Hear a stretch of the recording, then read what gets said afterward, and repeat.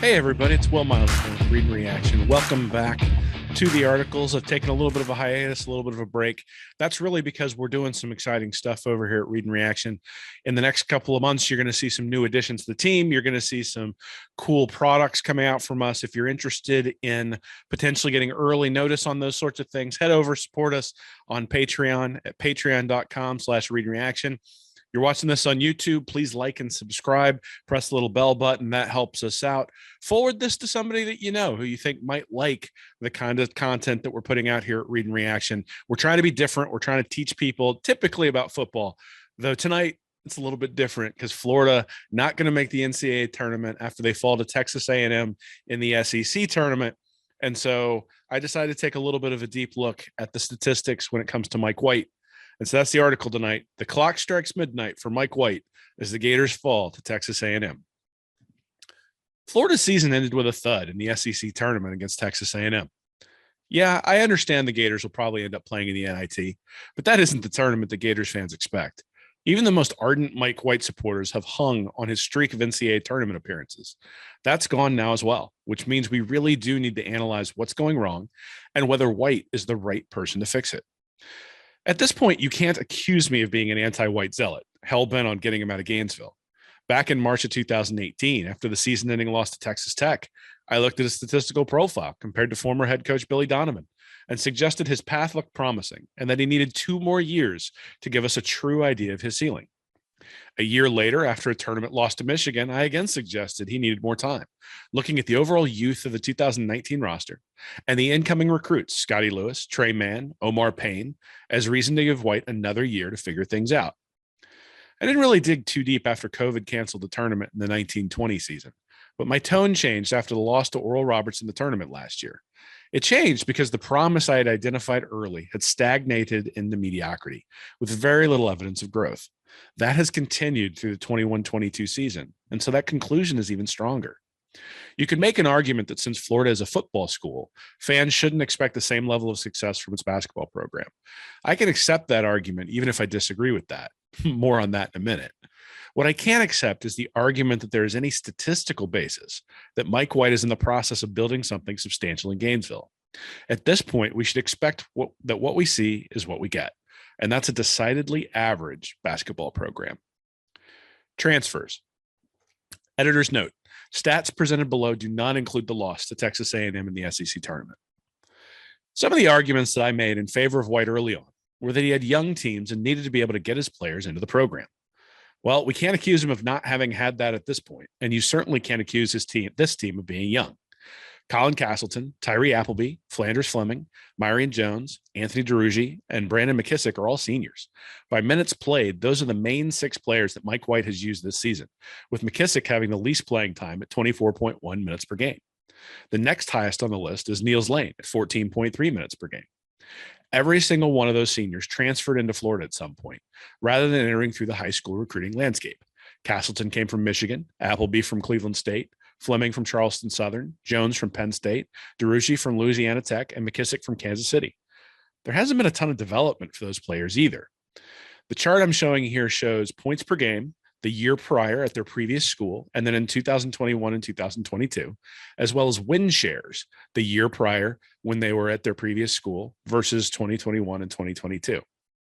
Colin Castleton is the only one who saw an increase in both, as he increased his points per game total by 13.3, significant, and his win shares by 3.2. Flanders, all other transfers showed a decrease in points per game, and only Flanders Fleming with 0.7 win share increase showed an increase in that stat. Colin Castleton has obviously been the outlier here. He increased his output by more than 13 points per game and increased his win shares, an estimate of the number of wins contributed by a player due to his offense and defense, by 3 full games.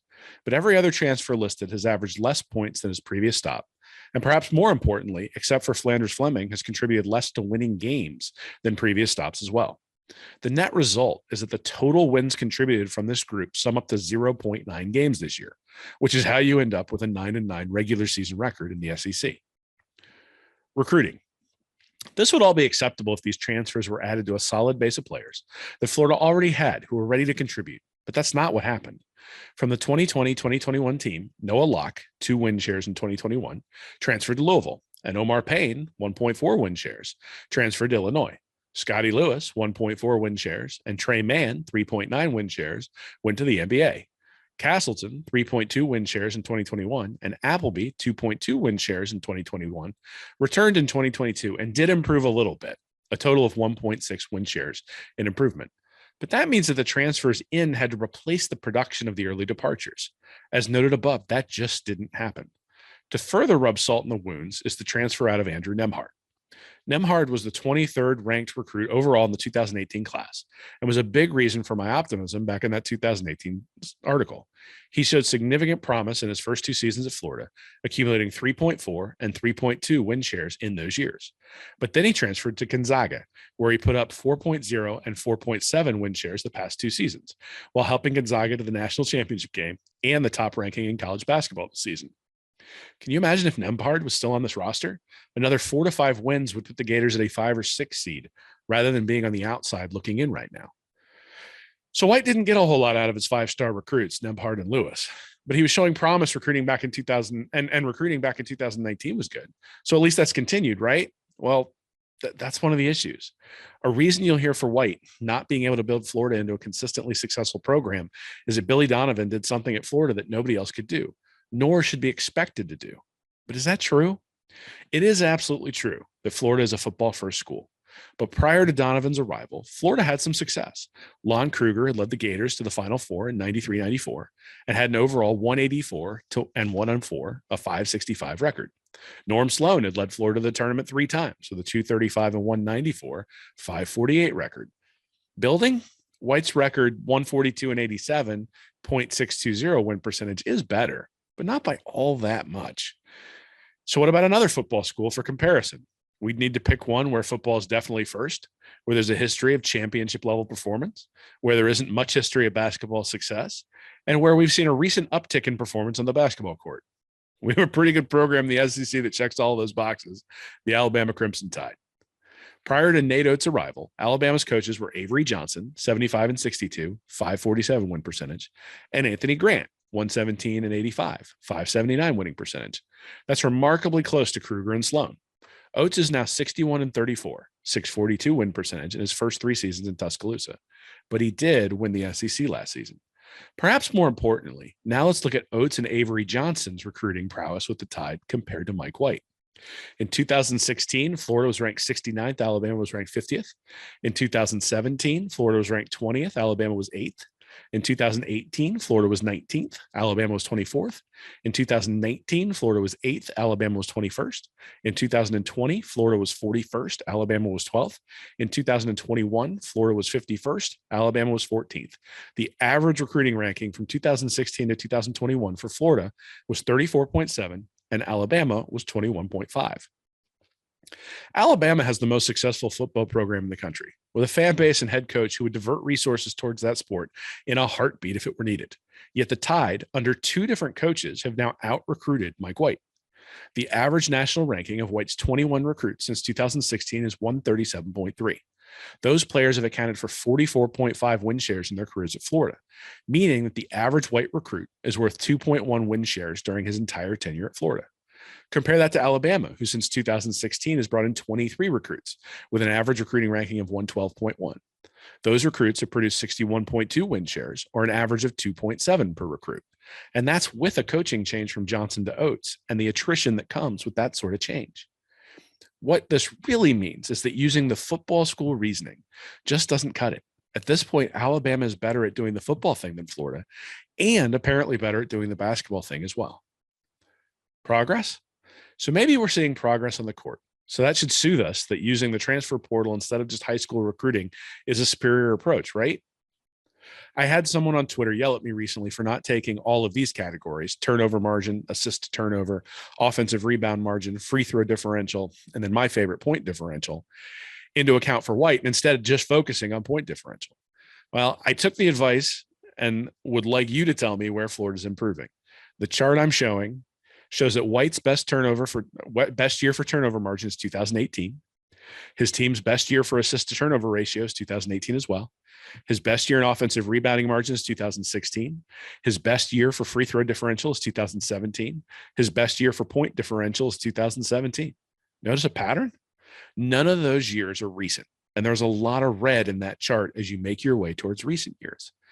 But even if you pick and choose Florida's best years in those categories, they come up short compared to an average SEC champion in two categories, assist to turnover and point differential, just barely exceed the threshold in free throw differential, and then do exceed it comfortably in turnover margin and offensive rebound margin. That suggests that even picking and choosing the best characteristics of the Mike White era is a borderline SEC champion. But perhaps the best way to show this is to just plot White's era with previous Florida coaches. Here, what we can see is we can see Norm Sloan, who has two peaks, one about 5.5 points per game differential, and then one up around 12th. You've got Lon Kruger, whose best season was a point per game differential of about 7.5, and there's a peak there. Then you've got Billy Donovan, who's got multiple peaks in multiple seasons where he was up over 10 points per game differential, and some where he was up in the 12, 13, or 14 point per game differential. And then you have Mike White, who has one peak where he got up to about 11.4 points per game. And then everything else has been right around 5 or 6 or even lower in terms of point per game differential, right around where Sloan, Kruger, and some of the other guys have been before Billy Donovan. The Florida program is a series of peaks and valleys. Norm Sloan had one, so did Kruger. Billy Donovan had 3 distinct peaks. White has a peak as well, which is better than Kruger's, but lower than Sloan's. He also now has a prolonged tail that doesn't suggest a lot of growth for the program. Takeaway: Mike White has had some tough breaks at Florida. The most win shares from any player he's recruited is from Keontae Johnson, and it's obvious that his unfortunate collapse and subsequent inability to play has impacted things. Andrew Nembhard has turned into a very good college basketball player, but he only spent 2 of those years at Florida. Scotty Lewis didn't really pan out and left for the NBA before he could develop. But White's team last year had an NBA first-round pick, Trey Mann, along with a strong season from Colin Castleton, and still just went 15-10. He then went out and supplemented this year's team with Fleming, Jones, McKissick, and Boston College transfer CJ Felder. Interestingly, by win shares, Felder is the best of the transfers, coming in at 1.3 win shares for this season, 0.146 per 40 minutes, yet has only averaged 12.1 minutes per game. Center Jason Jitobo is actually second on the team in win shares per 40, 0.206.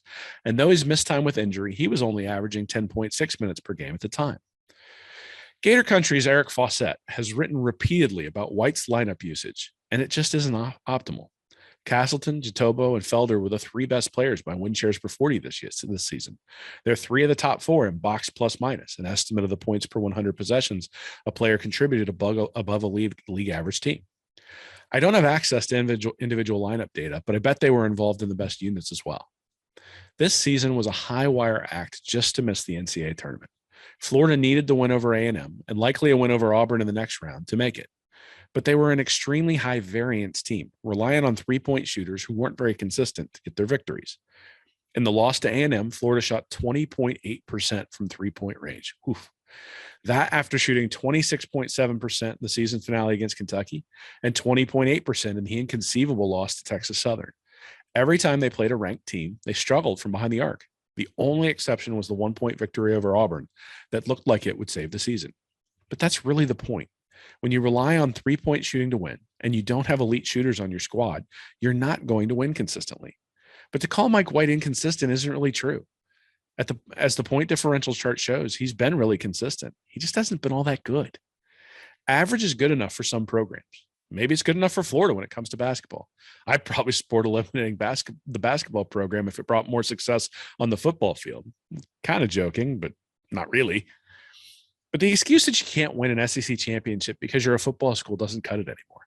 Alabama just won the SEC championship in both just last year. The excuse that the team wasn't experienced enough doesn't cut it anymore. Florida's 2021-2022 squad was loaded with seniors. The excuse that White needs to get his own players in doesn't cut it anymore. He has had plenty of time to recruit either via high school or the transfer portal at this point, and his recruiting rankings are going down rather than improving. There was always hope among some that just getting into the tournament meant that Florida had a chance and that White would be able to get a deep run to jumpstart some momentum with the program. I'm not sure I'd call a program like Florida a Cinderella story, but getting to the tournament was the rallying cry, even if you suspected it wasn't going to be a very long ride before the Gators turned into a pumpkin. But the loss to A&M means two things. Florida won't be going to the dance.